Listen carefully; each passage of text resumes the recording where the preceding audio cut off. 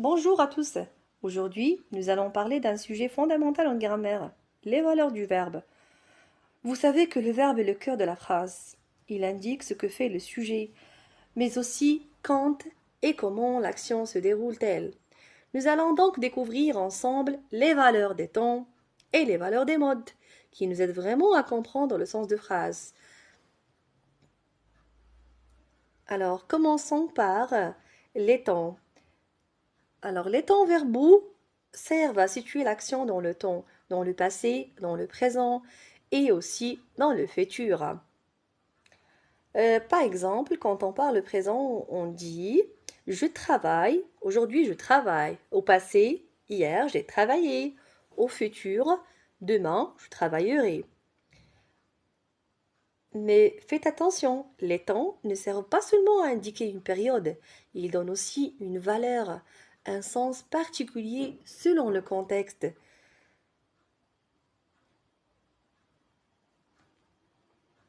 Le mode de verbe. Maintenant, parlons du mode. Le mode du verbe nous montre vraiment la manière dont on envisage une action. Est-ce que l'action est-elle réelle? Est-ce que c'est un souhait, un ordre, une hypothèse? En français, on distingue plusieurs modes. Il y a, bien sûr, en français, il y a les modes personnels et les modes impersonnels. Les modes personnels, ce sont des mots qui contiennent des pronoms personnels, qui se conjuguent avec des pronoms personnels. Et les modes impersonnels, ce sont des modes qui se conjuguent sans pronom personnel, comme le participe, le gérondif et l'infinitif. Euh, euh, L'indicatif en français comme mode exprime le réel, la certitude. Le subjonctif, quant à lui, exprime le doute, le souhait ou bien l'obligation. L'impératif exprime un ordre ou bien un conseil, comme par exemple euh, révise tes leçons, c'est un conseil. Fais attention, c'est un conseil. Par exemple, ne répète pas la même chose, c'est une interdiction. Allez, faites vite, par exemple, c'est un ordre. Alors, le conditionnel exprime une hypothèse ou bien une politesse. Le mode, le mode, il traduit vraiment l'attitude du locuteur face à l'action. Le mode, on peut dire que le mode donne la couleur émotionnelle aux logiques à la phrase. La relation entre le temps et le monde. Les temps et les modes en général fonctionnent ensemble. Ça veut dire on ne peut pas les dissocier. Ils sont toujours associés. Ils vont de pair. C'est leur combinaison d'ailleurs qui donne la valeur globale au verbe. Regardons quelques exemples. Je pars demain. L'indicatif plus présent. C'est une action bien sûr réelle dans un futur proche. Il faut que je parte. Le subjonctif, le plus présent, c'est le souhait ou bien l'obligation. Pars vite. L'impératif, c'est un ordre immédiat. Il viendrait s'il vous plaît. C'est le conditionnel. Elle est égale à une hypothèse irréelle, ça veut dire imaginaire.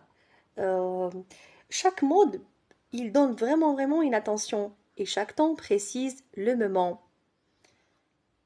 Il faut savoir que le changement du mode transforme vraiment le sens de la phrase. Même si le verbe, par exemple, reste le même, sa valeur change selon le mode. Les principales valeurs des temps. Regardons là plus précisément les valeurs de temps. Alors, regardez, le présent, c'est une action, c'est une action en cours. Habitude, vérité générale, narration. Exemple, le soleil se lève à l'est. C'est une vérité générale. Passé composé imparfait plus que parfait, ce sont des actions passées, mais avec des nuances. Par exemple, j'ai fini mes devoirs, c'est une action achevée. Je travaillais tous les jours, action habituelle dans le passé. J'avais terminé avant son arrivée, action antérieure. Futur, action à venir ou attention ou intention. Je partirai demain. Conditionnel, hypothèse ou bien politesse. Je voudrais vous aider. Alors la valeur d'un temps dépend vraiment de son contexte, de son utilisation. Ça dépend du sens de la phrase, du sens du paragraphe ou bien du sens du texte. Ça veut dire, pour pouvoir donner vraiment et extraire la valeur d'un mode, il faut vraiment comprendre le contexte dans lequel on parle. Alors, le verbe n'indique pas seulement quand, mais aussi comment on aperçoit l'action. Est-ce que l'action vraiment elle est réelle? Là, on est en train de parler de l'indicatif. Est-ce qu'il est répété, imaginé, etc. Alors, ce schéma de synthèse, voici, il résume la relation entre les temps et les modes. Il permet vraiment de visualiser comment chaque mode s'associe à plusieurs temps. Par exemple, le mode indicatif comprend le présent, l'imparfait, le passé simple, le futur, tandis que le mode subjonctif n'a que le passé et le présent. Alors ce tableau aide à mieux comprendre la structure du schéma verbal français. La langue française, vraiment, il est logique. Chaque mode a ses propres temps. Ce schéma, vous pouvez s'en servir, c'est un outil pour éviter les confusions. Alors, une conclusion de la leçon. Pour conclure, nous retenons que le temps situe l'action, le mode montre la manière dont on l'envisage, et ensemble, ils donnent vraiment la valeur complète du verbe. Le fait de comprendre les valeurs des temps et des modes, c'est comprendre le sens précis d'une phrase. C'est ce que je vous ai dit au début. Alors, et la logique du discours. Cela, bien sûr, va vous aider à mieux écrire, lire et analyser aussi les textes. Alors, il faut avoir que la valeur du temps, d'un temps et d'un mot est très importante pour les élèves. C'est une compétence que vous devez avoir, une compétence essentielle pour l'analyse grammaticale, la rédaction et la lecture aussi